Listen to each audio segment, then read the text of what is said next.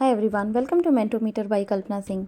And जब हम UPSC की तैयारी या यूपीपीसीएस की तैयारी करते हैं तो सबसे पहले हमारे मन में क्वेश्चन आता है सिलेबस क्या होगा, किस तरीके के क्वेश्चंस आते हैं, क्या क्या बुक लिस्ट होगी। तो आज ये छोटी सी वीडियो में मैं आपसे शेयर करना चाहती हूँ कुछ इंपॉर्टेंट बुक्स जो कि इस एग्ज़ाम के लिए बहुत ज़्यादा इम्पॉर्टेंट हैं। सो हम सबसे पहले सब जो है सिलेबस डिस्कस करेंगे, क्या उसका पैटर्न है वो डिस्कस करेंगे और उसके बाद मैं आपसे बुक लिस्ट जो है शेयर करूँगी। तो ये वीडियो जो है बहुत इम्पॉर्टेंट होने वाली है। मुश्किल से 5 मिनट लगेगा आपको, लेकिन आपको बहुत ज़्यादा क्लियर अंडरस्टैंडिंग हो जाएगी अगर आप बिगनर हो। तो सबसे पहले बात करते हैं, इसके 3 स्टेप्स होते हैं जो कि ऑलमोस्ट सभी को पता होता है जो प्रिपरेशन स्टार्ट करना शुरू करते हैं। फिर भी मैं जस्ट एक बता देती हूँ। सबसे पहले क्वेश्चन होता है जो प्रीलिम्स के लिए जो पेपर होता है, उसमें 2 पेपर्स होते हैं, पेपर 1 एंड पेपर 2। एक जीएस का पेपर होता है 200 मार्क्स का, एक सी सेट होता है वो भी 200 मार्क्स का होता है। तो जो फर्स्ट पेपर होता है उसी से हमारी मेरिट बनती है प्रीलिम्स क्लियर करने के लिए। तो फर्स्ट पेपर जो होगा प्रीलिम्स के लिए होगा, सी सेट जो है क्वालिफाइंग होगा, यानी कि 200 मार्क्स में से आपको 68 मार्क्स लेके आने, यानी कि 33% मार्क्स आपको लाने हैं। उसके बाद आती है मेंस की एग्ज़ाम जो कि डिस्क्रिप्टिव पेपर होता है।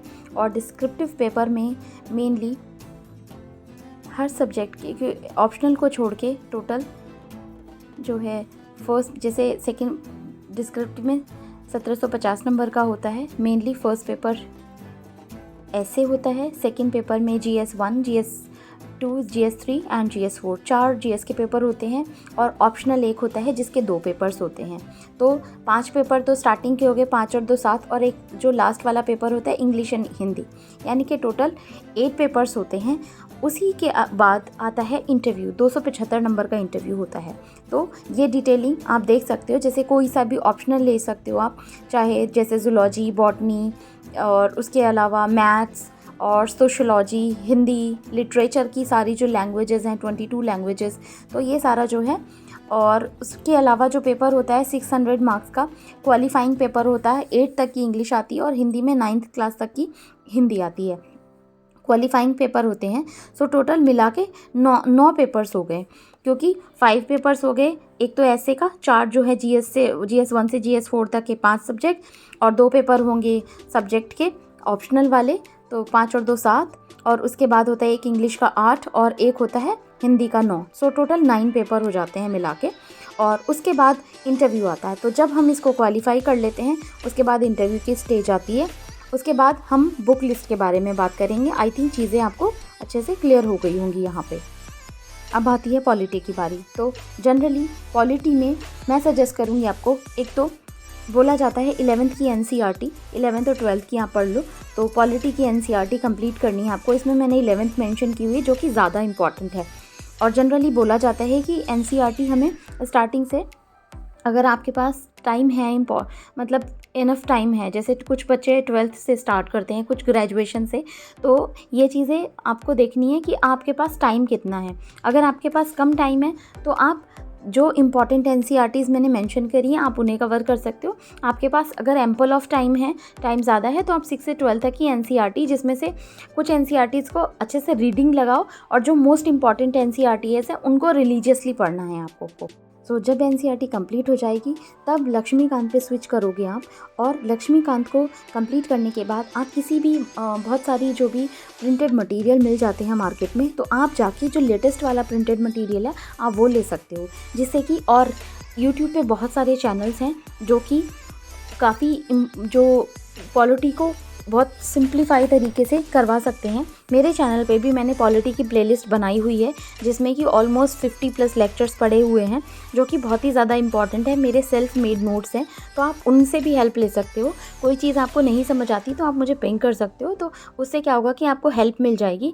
अगर आप बिगनर हो, आपने प्रिपरेशन की है, अगर कोचिंग नहीं लेना चाहते या अफोर्ड नहीं कर सकते, तो ये एक सही तरीका है कि जो चीज़ मार्केट में अभी फ्री अवेलेबल है आप उसको एक्सप्लोर करके पहले इस एग्ज़ाम के बारे में जानो, अच्छे से समझो। जो 12th क्लास कर चुके हैं, जो सिविल सर्विसेज का एग्ज़ाम परस्यू करना चाहते हो, तो उनके लिए बहुत अच्छी अपॉर्चुनिटी है कि एक तरीके से आप स्टार्ट करो। 3 साल होंगे आपके पास, जिसमें कि आप अपनी पूरी एनसीईआरटी कवर करो, स्टैंडर्ड बुक्स अच्छे से पढ़ो। जो यूट्यूब में बहुत सारे जो है लेक्चर्स अवेलेबल हैं, बहुत सारे अच्छे चैनल्स हैं जिनकी लिस्ट मैं आपको दूँगी ये वीडियो कंप्लीट करने के बाद, जो कि आपके लिए काफ़ी ज़्यादा हेल्पफुल होगा। अब उसके बाद आती है कोई से भी नोट्स, चाहे आप दृष्टि आईएएस के नोट्स ले सकते हो, विजन आईएएस के नोट्स ले सकते हो, या फिर बाजीराम के नोट्स ले सकते हो, तो ये आपके ऊपर डिपेंड करता है। फिर हम दूसरे सब्जेक्ट पे जंप इन करते हैं। अब हम बात करते हैं ज्योग्राफी की। ज्योग्राफी के लिए 6 से 10 तक की एनसीईआरटी बेसिक्स के लिए बहुत ज़्यादा इंपॉर्टेंट है, क्योंकि अगर कुछ लोगों के पास साइंस बैकग्राउंड होता है और कुछ के पास आर्ट्स, तो डिपेंड करता है कि आपका बेसिक कितना क्लियर है। उसके बाद जो इम्पॉर्टेंट एनसीईआरटीज़ हैं, 10th 11th एंड 12th की एनसीईआरटीज़ बहुत ज़्यादा इंपॉर्टेंट है। उसके बाद आप चाहे तो माजिद हुसैन ले सकते हो, जीसी लियोंग ले सकते हो। इन दोनों बुक्स में से एक ही बुक पढ़नी है, माजिद हुसैन और जीसी लियोंग। उसके बाद आती है ऑक्सफोर्ड की एटलस, वो कि बहुत ज़्यादा इंपॉर्टेंट है।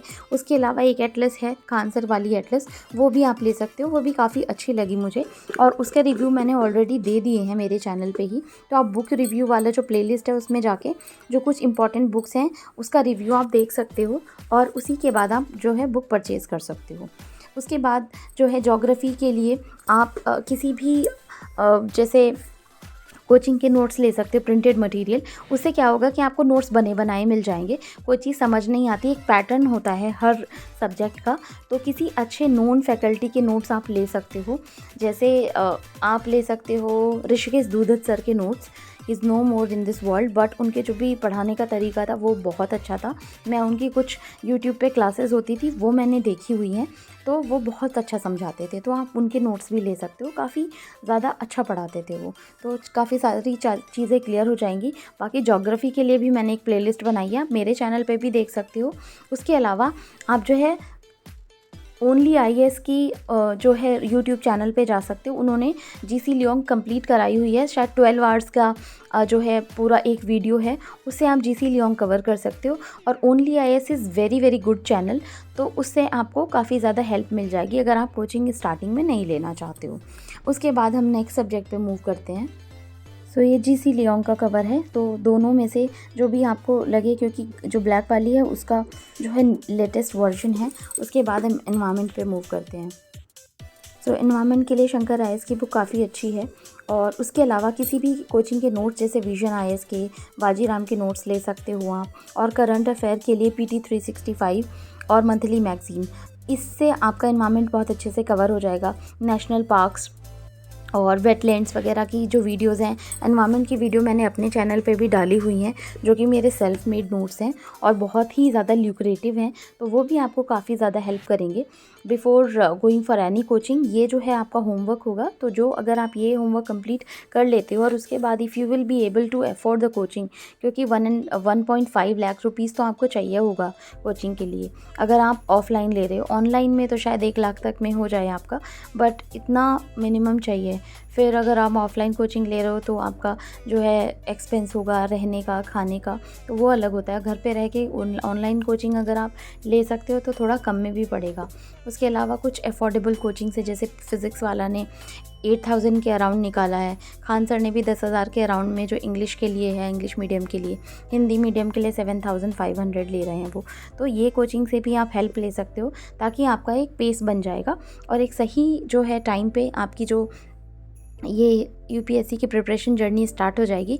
तो इम्पॉर्टेंट ये है कि आप कितने सही टाइम पे ये प्रिपरेशन स्टार्ट कर रहे हो, तो आपके सक्सेसफुल होने के चांसेस बहुत ज़्यादा बढ़ जाते हैं, आपके पास एम्पल ऑफ टाइम रहता है। अब हम बात करते हैं इकोनॉमिक्स की। इकोनॉमी के लिए आप एनसीईआरटी 11 12 की, और मैं सजेस्ट करूँगी 9th 10th की एनसीईआरटी भी आप अच्छे से पढ़ो, क्योंकि बहुत सारे जो स्टूडेंट्स होते हैं जिनको नहीं पता होता, इकोनॉमिक्स ठीक से समझ नहीं आती। तो उसके बाद आप जब ये एनसीईआरटीज़ कंप्लीट कर लोगे, और उसके बाद आप रमेश सिंह, कपिल सिक्का सर की एक स्टडी आईक्यू पे पूरी प्लेलिस्ट पढ़ी हुई है और उन्होंने बहुत अच्छा समझाया है। या फिर आप ओनली आईएएस में जाके भी ये चीज़ पढ़ सकते हो आराम से, और फ्री ऑफ कॉस्ट आपको अगर ये चीज़ें मिल रही हैं और ये चीज़ें आपको समझ आ रही हैं, तो आपका जो प्रिपरेशन जर्नी होगा बहुत ही स्मूथ हो जाएगा। उसके बाद आप प्रिंटेड नोट्स ले सकते हो, जैसे विजन आईएएस के नोट्स मिलते हैं मार्केट में और वाजीराम के नोट्स भी मिलते हैं, बट मैं सजेस्ट करूँगी कि आप मृणाल सर के नोट्स लो क्योंकि वो बहुत अच्छे हैं और उसके अलावा काफ़ी ज़्यादा इजी भी हैं समझने के लिए। और ये जो है, जैसे आपने कपिल सिक्का सर के अगर वीडियो देख लेते हो आप यूट्यूब वाले, जितना भी उनका प्लेलिस्ट है, और मृणाल सर की जो हैंड आउट है उसे आप कंप्लीट करते हो तो आपको काफ़ी ज़्यादा हेल्प मिल जाएगी। बिना कोचिंग के भी आप अच्छी खासी प्रिपरेशन कर लोगे। उसके बाद हम नेक्स्ट सब्जेक्ट में मूव करते हैं एंशिएंट हिस्ट्री के लिए। और एंशिएंट हिस्ट्री के लिए मैं सजेस्ट करूँगी आपको तमिलनाडु बोर्ड की बुक पढ़ो आप। उसके बाद जो है क्लास 10th 11th की एनसीईआरटीज़ भी काफ़ी इंपॉर्टेंट है। वैसे अगर आपने हिस्ट्री अच्छे से नहीं पढ़ी तो आप 6 से ही स्टार्ट करो हिस्ट्री, और बिगनर हो आप तो 6 से 10 तक की एनसीईआरटी को अच्छे से करो, फिर 11th 12th की एनसीईआरटी से उसको कॉम्पनसेट करो। उसके बाद बिपिन चंद्रा मैं सजेस्ट करूँगी। यहाँ पे रमेश शर्मा लिखी हुई है मैंने, क्योंकि बहुत लोग रमेश शर्मा भी रामचरण शर्मा भी सजेस्ट करते हैं, बट मैं सजेस्ट करूँगी आपको कि आप बिपिन चंद्रा पढ़ो। और उसके बाद ये जो है आपके लिए काफ़ी ज़्यादा हेल्पफुल रहेगी और बाकी एनसीईआरटी से काफ़ी ज़्यादा कुछ कवर हो जाएगा। फिर किसी भी कोचिंग के नोट्स ले सकते हो आप, प्रिंटेड नोट्स अवेलेबल होते हैं मार्केट में और आपको बहुत ही मिनिमम प्राइस में मिल जाएंगे।